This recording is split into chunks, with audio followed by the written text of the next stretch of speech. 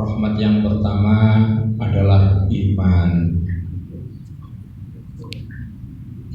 Dengan iman kita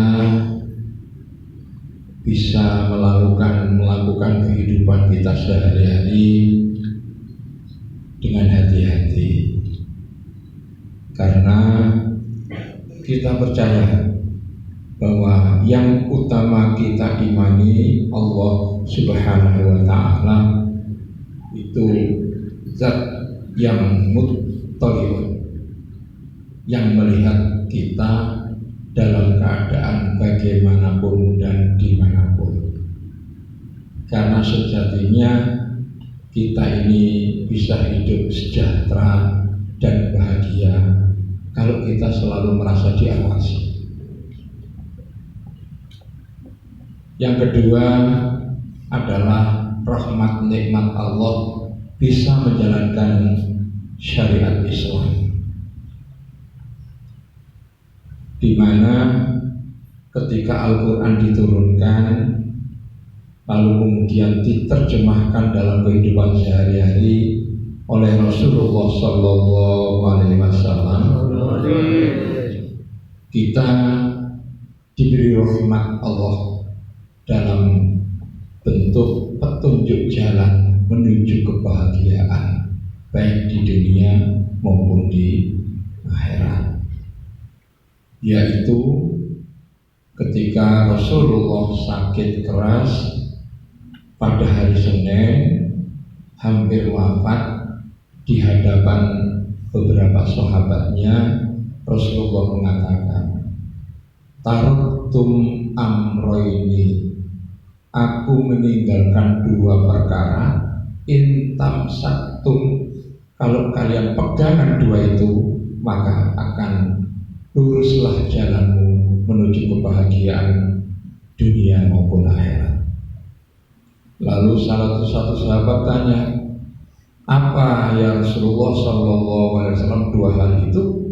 Jawabnya Rasulullah Sallallahu Alaihi Wasallam, yaitu yang satu kitabullah Al-Quran, yang kedua sunnati, tuntunan dan perilakuku. Itu yang dikatakan oleh Rasulullah Sallallahu Alaihi Wasallam ketika menjelang wafatnya. Lalu kemudian Rasulullah tertidur sejenak. Setelah tertidur sejenak, Rasulullah bersabda, "Ar-Rafiqul A'la, Ar-Rafiqul A'la, Ar-Rafiqul A'la." Dijawab oleh Sayyidah Aisyah radhiyallahu anha, "Ya Rasulullah, saya sadar engkau lebih mencintai Ar-Rafiqul A'la, teman yang paling agung dan paling luhur, yaitu Allah, ketimbang istri-istrimu, keluargamu dan sahabatnya. Karena itulah kami ridho ya Rasulullah menghadap kepada Allah." Setelah itu kemudian Rasulullah mengatakan, "As-sholah, as-sholah, as-sholah, wa ma malakat aymanukum." Kemudian Allah membaca kalimat la ilaha illallah Muhammad Rasulullah, langsung wafat di pangkuan Sayyidah Aisyah radhiyallahu anha. Kronologis kematian Rasulullah Sallallahu Alaihi Wasallam itu memberikan gambaran bahwa apa yang dikemukakan oleh Imam Al-Barzanji ketika mengkiaskan proses lahirnya Rasulullah Sallallahu Alaihi Wasallam dengan kalimat yang singkat dan lugas. Apa itu? Ketika itu Imam Barzanji mengatakan di dalam tibah, "Wah, jadil al-Arsh, Arsy berguncang dalam kondisi haibatau wa waqar." Dia hormat dan fokus menyaksikan kelahiran Rasulullah Sallallahu Alaihi Wasallam. Nah, ketika arsnya Allah fahdatis arsus haibawa waqara itu seluruh alam ini bersaksi, termasuk menurut riwayat Abu Sufyan radhiyallahu anhu ketika beliau ada sedang dagang di tanah Syam, sekarang tepatnya di Yerusalem. Itu melihat sinar yang terang sekali dari kota Makkah, ujungnya ada di langit. Nah, hal yang demikian inilah kemudian disebut oleh Imam Barzanji ketika Rasulullah Shallallahu Alaihi Wasallam lahir itu sajidan syakiran hamidan ka'annahul badru fi tamami. Sajidan bukan berarti Rasulullah lahir dalam keadaan sujud, bukan. Maksudnya Imam Barzanji, lahirnya Rasulullah itu akan berhikmah besar membelajari orang supaya bisa sujud secara tepat dan benar. Sajidan. Apa sujudnya orang-orang selama itu tidak tepat dan benar? Di dalam Al-Quran yang lain disebutkan Al-A'rabu asyaddu kufron wa nifaqan. Pada waktu Al-Quran diturunkan itu, orang Arab itu adalah orang yang paling nemen dalam hal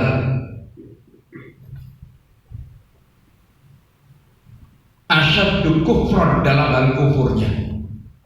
Kufur tidak mengakui adanya Gusti Allah yang tunggal seperti dibelajarkan oleh Sayyidina Ibrahim, Sayyidina Ismail dan seterusnya. Wanifakon, orang Arab pada waktu itu adalah betul-betul orang yang paling munafik dalam kehidupan. Salah satu bentuk munafik mereka adalah kalau mereka itu punya anak perempuan, mereka tidak suka. Karena itu sebelum menimbulkan masalah, begitu banyak itu perempuan langsung ditanam, dimakamkan. Kalau laki-laki dibiarkan. Karena apa? Menurut orang Arab, orang perempuan itu membebani kehidupan. Ini tanda munafik. Padahal mereka itu sebetulnya butuh perempuan, tapi benci kepada perempuan. Buktinya apa? Di sana pada saat itu laki-laki itu jarang yang punya istri 1, 2, rata-rata 4 ke atas. Abu Lahab itu punya 12. Istri yang terkecil itu sama dengan anaknya yang terkecil usianya. Itu berarti munafik. Mau tapi api-api gak gelem, api-api gelem, api-api gak gelem tapi gelem. Seperti itu. Hamidan. Demikian pula lahirnya Rasulullah nanti akan berhikmah besar memberi tuntunan kepada umat supaya betul-betul tahmid, memuji-muji kepada Allah, satu-satunya yang berhak untuk yang dipuji.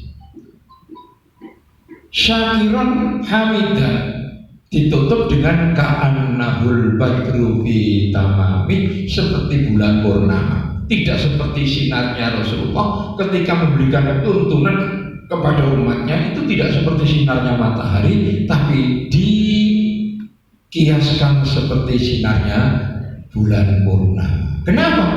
Karena bulan purnama itu memberikan penerangan tapi menyejukkan umat, sedangkan matahari memanaskannya. Makanya setiap ada hal-hal yang romantis dalam kehidupan, selalu orang merujuk kepada bulan purnama. Wajahmu cantik seperti bulan purnama, padahal bulan bejol-bejol. Dikiaskan lagi.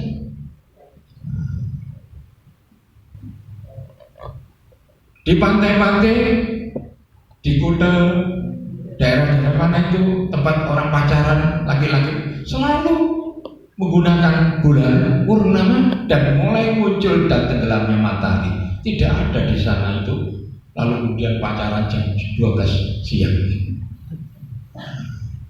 pagi, malam dan seterusnya. Ini karena itulah kemudian kita diajari oleh para ulama ketika Imam Barzanji ini mengatakan sajidan syakiran hamidan ka'annahul badru fi tamami. Kemudian kita diajak berdiri sallallahu ala Muhammad sallallahu alaihi wasallam. Untuk apa? Untuk supaya dengan kita berdiri hormat kelahiran Rasulullah. Terus kemudian kita diajari kiai-kiai di kampung itu, bahkan di pondok, kalau sudah begitu maka kita disuruh nempel ke tembok. Satu, supaya nggak terlalu payah ketika kita berdiri, ada tempat sandaran. Dua, supaya di tempat depan kita itu ada tempat lowong. Untuk apa? Untuk memfokuskan pikiran dan hati kita ke tempat kosong itu, seakan-akan seperti Rasulullah SAW lahir di situ. Coba bayangkan kalau Sallallahu ala Muhammad berjubel tetap berjubel, nggak ada tempat kita fokus melihat Rasulullah hadir itu. Padahal Rasulullah Sallallahu alaihi wasallam riwayat Abu Hurairah radhiyallahu anhu mengatakan, siapapun orangnya kalau mendengar namaku kemudian membaca sholawat kepadaku dengan fokus dan hati ingat kepadaku, maka orang itu akan kami balas 1 kali sholawat 10 kali lipat. Terus Anas tanya, ketika panjenengan manggil Kanjeng Nabi sudah sumare, sudah wafat gimana? Iya, tetap rohku bakal dikembalikan oleh Allah menghadap kepada orang yang membaca salawat dalam fokus dan hati hadir konsentrasi pada lahirnya Rasulullah. Jadi ketika kita betul-betul khusyuk menghormat Allah, Rasulullah lahir sallallahu ala Muhammad sallallahu, itu langsung hadir Rasulullah. Karena langsung hadir, lalu kita diurui Imam Barzanji ucapkan selamat. Assalamu alaika ya, itu kalau di pertama. Kalau kencengnya itu kan ya Nabi salam alaika, ya Rasul salam alaika, ya Habib salam alaika, sholawatullah alaika. Itu ketika kita ucapkan begitu, seakan-akan kita menghadapi Rasul. Kalau kita seperti itu, maka Rasul hadir di dalam hati kita. Secara pribadi saja, saya itu kalau ziarah ke makamnya Rasul Madinah itu nanya, nek diterima Rasul itu kroso, nek gak diterima gak kroso, gak bisa konsentrasi, terus selentok kecengi lubang tempat kita menghadap kepada makamnya Rasulullah itu. Kalau kita diterima Rasulullah, bergetar hati itu, dan tubuh mesti berhenti, gak terus jalan, berhenti konsentrasi. Nah, ketika kalian seperti itu, pada saat itulah kita ditemui Rasulullah. Karena gak mungkin Rasulullah itu mewujud langsung seperti kita ketemu dengan kita seperti ini. Karena apa? Kita gak siap untuk itu. Yang siap adalah orang alim-alim, wali-wali lama itu yang siap. Kita ketemu di mimpi saja untung. Katanya Rasulullah, meskipun dalam mimpi pun kalau ketemu aku, maka itu berarti aku ketemu. Sebab setan tidak akan bisa menyerupai wujud fisik Rasulullah Shallallahu Alaihi Wasallam. Padahal ketika kita mimpi, itu katanya Rasulullah ada kalanya dua kemungkinan. Siji, yaitu ar-ra'yu. Ar-ra'yu minallah. Mimpi yang bagus itu dari Allah. Jadi kalau kita mimpi ketemu Rasulullah, ya ketemu Rasulullah sesungguhnya, tidak hanya mimpi itu, fisik ketemu. Yang kedua adalah mimpi dari syaitan, yaitu mimpi yang di dalam hadisnya Rasulullah dikatakan ar-ra'yu minallah, al-khilmu minasyaitan. Khilm itu mimpi gak bagus. Nah itu berarti dari sumbernya dari syaitan rajim. Nah, itulah pentingnya, makanya di pondok-pondok mulai zaman dulu sampai sekarang. Saya dulu masih kecil-kecil itu tibaan memang namanya ada pondok itu asrama Palestina. Kalau berdiri khusyuk mereka. Yang dipakai standar tibaan adalah Imam Al-Barzanji. Lah Imam Barzanji ini lebih dahulu menyusun riwayat dicampur dengan selawat itu karena bukan orang Arab, yaitu Al-Ajami dari Al-Barzanji, maka orang Arab rata-rata nggak suka dengan kitab tibah. Yang suka adalah situ durur. Itu tulisannya Al-Haddad. Al-Haddad itu orang Arab. Dari pasarnya kitab tibah dan pasarnya kitab situ durur itu saja kita bisa lihat sejarah masuknya Islam itu siapa yang pertama membawa. Tibah lebih dulu, baru tulisannya Al-Haddad, termasuk bagian kitab Rawatil Haddad itu. Makanya sekarang tradisinya di kalangan masyarakat Arab itu lebih suka itu daripada tibah.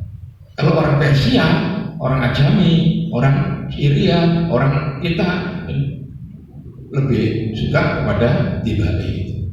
Padahal tibah itu ditulis kurang lebih sekitar 60 tahun setelah ditulis Rotib Haddad itu. Makanya kalau kalian baca Rotib Haddad lalu kemudian nadoman syair-syair selawatnya ambil sebagian adalah dari At-Tibai Al-Barzanji itu. Tapi untung kita punya begitu, sehingga punya literatur, punya standar bagaimana cara selawat kepada Rasulullah Sallallahu Alaihi Wasallam, mulai ya Rasulullah sampai terakhir. Nanti kalau sudah selesai kita muji-muji Rasulullah kaitannya dengan bulan purnama itu. Ya Badrotin, ya Badrotin, min hazakul lakamali. Ya Badrotin, ya Badrotin, min hazakul lakamali. Mada yu'abiru al-ula kama qoli.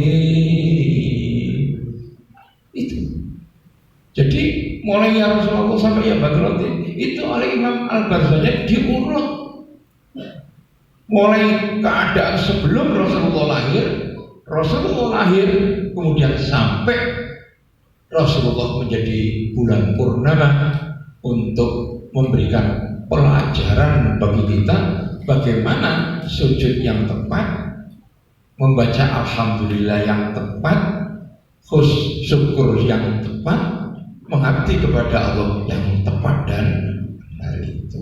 Makanya Rasulullah di dalam Al-Quran itu disebut laqad ja'akum rasulun min anfusikum.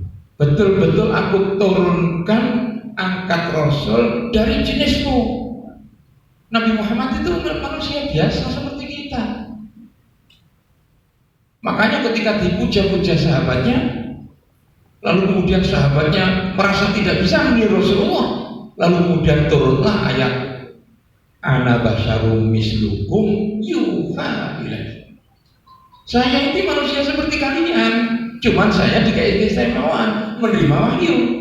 Karena menerima wahyu itu tidak semua manusia dibuat, keistimewaan diberikan kepada saya. Jadi keistimewaan Rasulullah itu diberikan oleh Allah karena persiapan untuk menerima wahyu itu. Sama dengan anak-anak. Anak-anak itu kalau akan diciptakan oleh Allah jadi anak yang cerdas dan pinter, mesti sama Allah dikasih persiapan. Persiapannya apa? Dalam bentuk perilaku, mesti kemana-mana bawa buku, gedung sinaune. Tapi anak-anak yang kita yang tidak akan diberikan oleh Allah ilmu yang tepat dan benar, maka biasanya bawa buku kayak saya naik dicek nih dong, sinau gak cukup-cukup. Baru sinau belajar kalau mau menjelang ujian. Jadi dia belajar ilmu untuk menjawab ujian. Selesai ujian, hilang ilmunya. Makanya anak-anak di pondok itu dikasih pegangan kitab namanya Ta'limul Muta'alim. Ilmu yang kita pelajari itu baru akan berhikmah besar kalau ketika kita belajar itu dilakukan secara istiqomah. Makanya di situ nanti setelah ini bukaan mana ya taklimnya ya, bukan dok, ngerti gak ngerti urusan belakang itu bukan. Menjeruni kata-kata begini kan. Jadi ilmu itu supaya bisa kita pegang muncul dengan hikmah, maka katanya Imam Zarnuji, 1 hari 24 jam itu carilah waktu yang cocok kalau untuk kalian untuk matlaah belajar. Tidak terlalu banyak, 1 jam, 2 jam di luar jam sekolah dan jam ngaji. Kalian punya jam khusus. Apa yang harus kita lakukan di sana di dalam taklim? Buku yang kita baca, buku yang kita pelajari di kelas dan di pondok asrama itu pegang, pelajari, dibaca, terus saja dibaca tanpa mengerti. Sebab apa? Orang belajar seperti itu, seperti Rasulullah SAW ketika menerima wahyu, saking gregetnya Rasulullah, saking khawatirnya supaya wahyu yang diterima itu kemudian dia Jibril moco, kemudian dibaca, lalu kemudian turunlah ayat, hai Muhammad, janganlah kalian nyebut, janganlah Muhammad, nek orang Jibril moco Quran, kok tirokno aja tirok rumah. Nek surono, aku dewi sing bakal mubuk nanggone hatimu. Jadi ketika kita matlaah itu katanya Imam Ghazali, ya begitu saya. Jadi itu khusus saya pribadi sampai sekarang saya lakukan. Menjelang tidur, kira-kira 1 jam menjelang tidur, mari ngaji Quran selesai, mesti saya baca. Di samping saya itu ada meja kecil, di situ ada kitab.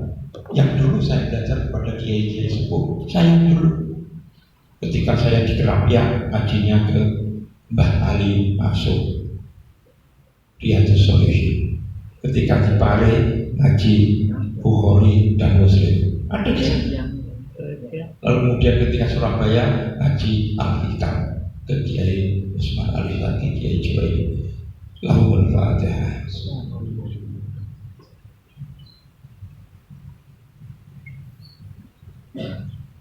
Terima kasih. Sampai-sampai nyai saya itu tanya, ya Buya mosok, dicekel dibuka-buka harus dicek mana ini. Karpnya itu dicekel dibocong, waduh gitu. Tapi pelajaran saya dari taklim itu tidak seperti itu. Yang penting punya waktu kira-kira 1 jam seret, buka, delok bab-bab apa bener kelilingan iki kok babel gini gitu. Seret gitu tutup, seret baru tidur. Itu besar pengaruhnya pada pembacaan kita. Dengan saya menggunakan metode seperti itu yang dituntun oleh Ta'limul Talim, itu saya ngaji tafsir di masjid itu, ngaji rumah di Bukhari, hataman Bukhari. Juga kalau pagi itu ada Nasrul Ibadah dan orang kampung itu saya kasih ngaji hikam. Itu kan ketika saya baca seret itu nggak bisa mana nih, saya cukup saya merem Fatihah kepada guru saya, banyak sudah bisa. Sering itu saya praktekkan. Itu pentingnya katanya Imam Zarnuji dalam kitab Ta'limul Talim, siapkan waktu khusus untuk matlaah pelajaran yang dipelajari oleh guru. Dan ini juga dilakukan oleh Rasulullah SAW. Makanya Rasulullah itu ketika beliau mendapatkan wahyu, beliau suka wahyu itu di-share kepada umatnya. Kemudian salah satu umat yang ditunjuk, coba baca. Salah satunya ada riwayat dari Abdullah bin Abbas radhiyallahu anhu. Sekali waktu pada waktu usai sholat duha, saya dipanggil. Terus dalam ya Rasulullah, bala ya Rasulullah sallallahu alaihi wasallam. Mbak Abbas ini sama Zaid bin Sabit. Coba baca gantian, bacakan untuk saya surat An-Nisa. Lalu Abdullah bin Sabit akan jawab, ya Rasulullah, bagaimana saya membacakan untuk Anda? Padahal wahyu itu turun untuk Anda. Jawabnya Rasulullah, tidak. Saya kepingin Al-Quran dibaca oleh orang lain, sehingga saya tidak hanya mendengar suaranya Jibril, tapi mendengar suaranya umat saya membaca Al-Quran. Akhirnya baca. Ketika sampai pada ayat cipta, ketika engkau Muhammad nanti datang di suatu tempat, diminta menjadi saksi-saksi umatmu dalam perbuatanmu, dalam perbuatan para umatmu. Begitu ayat ini dibaca, lalu Rasulullah nangis dan memberhentikan bacaannya. Abdullah bin Abbas berhenti. Itu ada di kitab. Nah, ini adalah ilustrasi, contoh-contoh Rasulullah diangkat oleh Allah itu dalam rangka menjabarkan ayat-ayat Al-Quran yang diturunkan oleh Allah mulai tahun 610 Masehi kepada Rasulullah sampai tahun 632 Masehi. Makanya ketika Sayyidah Aisyah radhiyallahu anha ditanya, ya Aisyah, bagaimana kehidupan Rasulullah di dalam rumah tangganya? Jawabnya Rasulullah sallallahu, jawabnya Aisyah radhiyallahu anha mengatakan, akhlaquhu khuluqul Quran. Kalau kalian kepingin melihat Quran berjalan, ya Rasulullah sallallahu alaihi wasallam. Makanya Rasulullah itu disebut la'ala khuluqin azim, yang tine engkau Muhammad adalah orang yang paling agung akhlaknya. Jadi kalau kita mau mengkaji tentang akhlaknya Rasulullah, tidak bisa tidak kita harus mempelajari sifat dan perbuatan Rasulullah Shallallahu Alaihi Wasallam. Inilah pentingnya belajar hadisnya Rasul.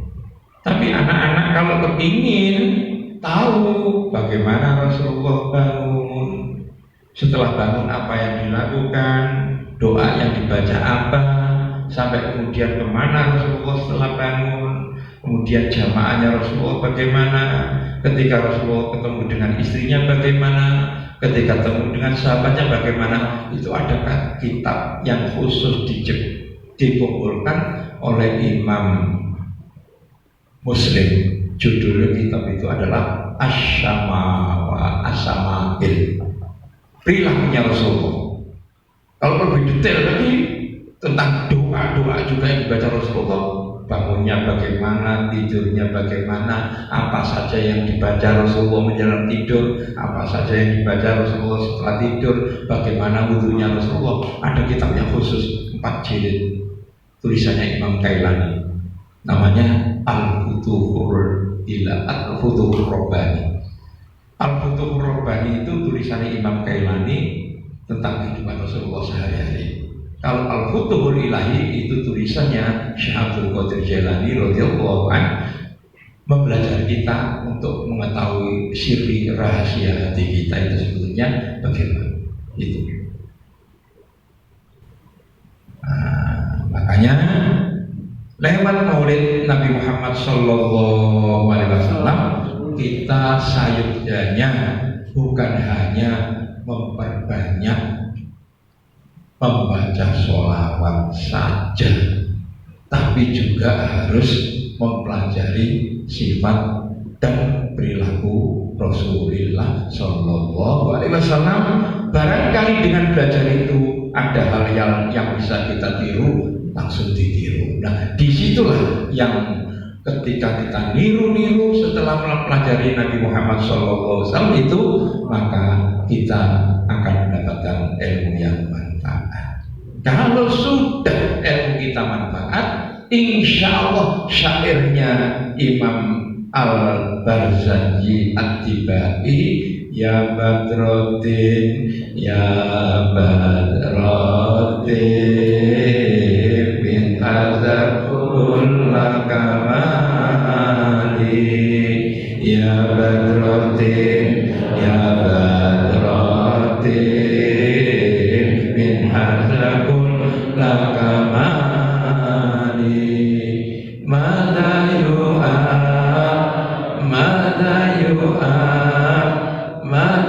yu'abiru an ula kama qoli, ya Badroddin, ya Badroddin min hazakul lakamali, mada yu'abiru an ula kama qoli. Kita nek mempelajari niru Rasulullah, dimanapun kalian akan menjadi bulan purnama. Wes, tak menai. Sing penting jadi bulan purnama. Masih wireng untuk bersinar. Wireng gak tahu melok tuntunan Kanjeng Nabi, peteng. Uni gak melok tulisan Kanjeng Nabi, jeblek. Uyan. Tiru perilakunya Rasulullah, hidup menjadi sedap rasanya dan enak dipandang. Itulah harapan kita setelah kita memperingati Maulid Nabi Muhammad SAW. Karena Kanjeng Nabi itu uswatun hasanah liman kana yarjullah wal yaumal akhir wa dzakarallah katsira. Rasulullah itu contoh yang baik bagi siapapun sing kepingin ketemu selalu dengan Allah dan selamat hari akhir dan menjadi orang yang selalu ingat kepada Allah dimanapun kapanpun.